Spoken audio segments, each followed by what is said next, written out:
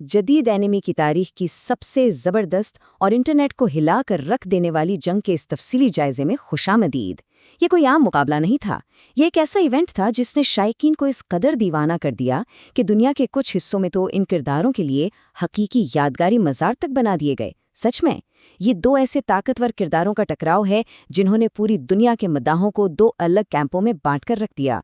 इस जायजे के जरिए हम हकाइक, टेक्निकों और कहानी के अहम तरीन मोड़ का तज्जिया करेंगे ताकि ये समझा जा सके कि इस तारीखी टकराव में दरअसल क्या हुआ था। तो चलें बिना किसी ताखीर के इसमें गहराई तक जाते हैं। किसी भी बहस के आगाज में बुनियादी सवाल को समझना बहुत ज़रूरी होता है, और यहाँ सवाल बहुत सीधा मगर हद से ज़्यादा पेचीदा है। सातोरू गोजो या र्यूमन सुकुना, इन दोनों में से कौन ज़्यादा ताकतवर है? ये सिर्फ दो किरदारों की लड़ाई बिल्कुल नहीं थी। ये एक तरफ दुनिया के सबसे ताकतवर जादूगर और दूसरी तरफ तारीख के सबसे खतरनाक लानती बादशाह के दरमियान बका की जंग थी। एक मुकम्मल गैर जानिबदाराना नज़र से देखा जाए तो ये वो मकाम है जहां तमाम तर ताकतें, महारतें और सदियों पुरानी दुश्मनियां एक ही नुक्ते पर आकर मिल गईं।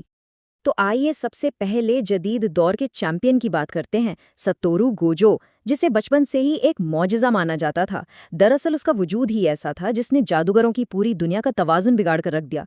वो एक ऐसा किरदार है जिसके गिर्द एक खुदा जैसी चमक और रौब है, और ये कोई मुबालगा नहीं है। जब गोजो मैदान में होता है ना, तो वो एक नाकाबिले तस्खीर पहाड़ की तरह नजर आता है। उसका ये मानना कि वो इस पूरी कायनात में अकेला ही काबिले एहतराम है, यानी दी ऑनर्ड वन, उसके बेपनाह एतमाद को जाहिर करता है। और इस बेपनाह एतमाद के पीछे ठोस वजूहात भी हैं। जरा गोजो की पैदाइशी सलाहियतों पर गौर करें। इसके पास दो ऐसी ताकतें हैं जो इसे अमली तौर पर नाकाबिले शिकस्त बनाती हैं, 6 आइज और लिमिटलेस टेक्निक। मगर जो चीज़ इसे सबसे ज़्यादा खतरनाक बनाती है वो उसकी इन्फिनिटी है। इन्फिनिटी कोई आम ढाल नहीं है, बल्कि ये फासले को कंट्रोल करती है। इसे ऐसे समझें कि जैसे किसी भी हमले और गोजो के दरमियान हमेशा एक लामहदूद फासला पैदा कर दिया जाए। जो भी हमला उसकी तरफ बढ़ता है वो उस तक पहुंचने से पहले ही सुस्त होता जाता है और कभी उसे छू ही नहीं पाता। ये समझना वाकई ज़रूरी है कि गोजो को मारना तो दूर की बात, उस तक पहुंचना ही नामुमकिन समझा जाता था। गोजो का कमाल सिर्फ दिफा तक महदूद नहीं है, बल्कि उसका हमला आवर अंदाज तो और भी ज्यादा खौफनाक है। जरा इन तकनीकों के मिलाप पर नजर डालें। ब्लू कशिशे सोकल को इस्तेमाल करते हुए हर चीज को अपनी तरफ खींचता है। इसके बिल्कुल बरक्स रेड एक जबरदस्त धमाका खेज कुव्वत है जो चीजों को तबाह कर देती है। लेकिन सबसे अहम नुक्ता ये है कि जब ब्लू और रेड को आपस में मिलाया जाता है तो हॉलो पर्पल वजूद में आता है। ये एक ऐसी तबाहकुन ताकत है जो अपने रास्ते में आने वाली हर चीज के वजूद को ही हमेशा के लिए मिटा देती है। और अगर कोई इन तमाम हमलों से किसी तरह बच भी जाए तो गोजू का हतमी हथियार उसका डोमेन एक्सपेंशन है, जिसे अनलिमिटेड वॉइड कहा जाता है। इस डोमेन में फंसने वाले शख्स के दिमाग में कायनात की लामहदूद मालूमात एक ही लम्हे में दाखिल कर दी जाती हैं, बिल्कुल ऐसे जैसे किसी सुपर कंप्यूटर में पूरी दुनिया का इंटरनेट एक ही सेकंड में डाउनलोड कर दिया जाए। जाहिरी बात है, दिमाग इस कदर मालूमात को बर्दाश्त नहीं कर पाता और जिस्म मुकम्मल तौर पर मफलूज हो जाता है। बस यही वो मुकम्मल कंट्रोल है जिसकी वजह से गोजो बेखौफी से खुद को नाकाबिले शिकस्त कहता था। आइए अब आगे बढ़ते हैं और देखते हैं कि ये कहानी के दूसरे रुख से कैसे जुड़ता है। रुइमेन, सुकुना, एक ऐसा नाम जिससे सदियां पहले भी लोग कांपते थे। सुकुना कोई आम लानत या महज एक ताकतवर दुश्मन नहीं है, बल्कि वो तबाही और दहशत की एक जीती जागती अलामत है। जब यूजी के जिस्म पर कब्जा करके इस लांती बादशाह ने दोबारा दुनिया में कदम रखा तो पूरी दुनिया को एक बार फिर अंदाजा हो गया कि मुतलक खौफ दरअसल क्या होता है। ये एक कदीम और इंतहाई जालिम ताकत की वापसी थी। सुकोना की ताकतों का जायजा लिया जाए तो ये महज एक फितरी आफत जैसी मालूम होती हैं। इसके बुनियादी हमले, गलियों और डिसमेंटल आंख झपकते ही दुश्मन को बेरहमी से काट कर रख देते हैं। इसका डोमेन एक्सपेंशन, मेलवेलेंट श्राइन, एक इंतहाई नायाब सलाहियत है क्योंकि इसमें कोई बैरियर या सरहद नहीं होती। ये एक बहुत बड़े इलाके को सेकंडों में खाकिस्तर करने की सलाहियत रखता है। और फिर जब उसने मेग्यूमी जेनिन की जिस्म पर कब्जा किया तो उसके हाथ 10 शैडोज टेक्निक भी आ गई जिसने इसकी ताकत में बेपनाह इजाफा कर दिया।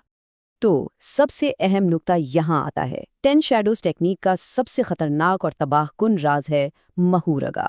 یہ محض کوئی عام بلائی گئی مخلوق ہرگز نہیں ہے۔ مہورگا کی سب سے خوفناک بات یہ ہے کہ یہ کسی بھی حملے کے مطابق خود کو ڈھال سکتا ہے، یعنی اڈیپٹ کر سکتا ہے۔ اگر اس پر کوئی حملہ کیا جائے اور یہ بچ جائے تو اگلی بار بالکل وہی حملہ اس پر اثر نہیں کرے گا۔ اس پورے جائزے میں مہورگا وہ کلیدی عنصر ہے جسے سمجھے بغیر اس جنگ کے حتمی نتیجے کو سمجھا ہی نہیں جا سکتا۔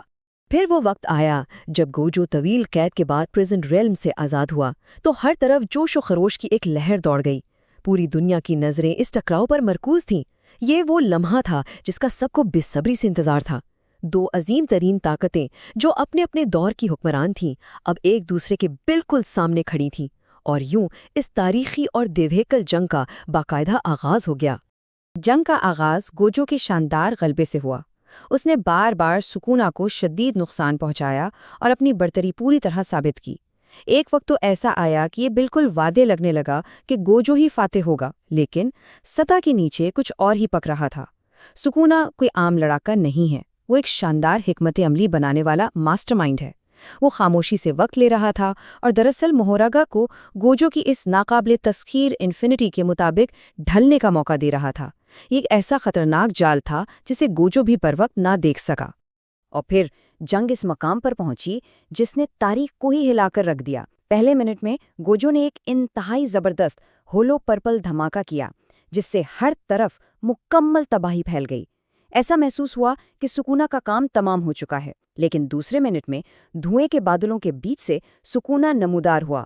اس نے مہورگا کی مدد سے سیکھی گئی تکنیک کا استعمال کیا اور ایک ایسا وار کیا جو محض گوجو پر نہیں بلکہ اس خلا یا سپیس پر تھا جہاں گوجو موجود تھا۔ اور پھر تیسرے منٹ میں گوجو کی وہ ناقابل تسخیر انفینٹی بیکار ہو گئی اور وہ مکمل طور پر دو حصوں میں کٹ گیا۔ یہ یقیناً اس پوری کہانی کا سب سے زیادہ دنگ کر دینے والا لمحہ تھا۔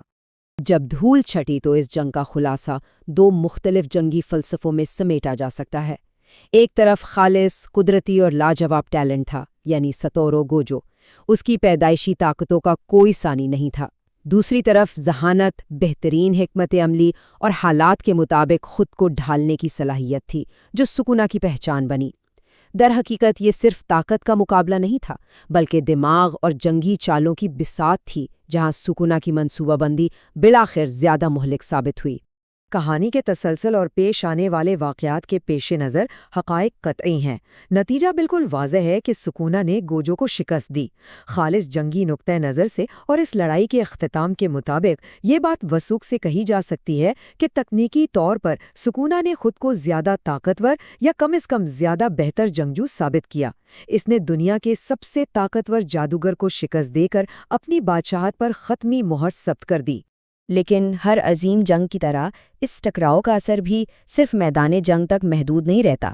تمام حقائق اور نتیجے کے سامنے ہونے کے باوجود ایک سوال ہے جو آج بھی مداحوں کی ہر بحث کے مرکز میں زندہ ہے۔ ایک ایسا سوال جو شاید کبھی پرانا نہ ہو۔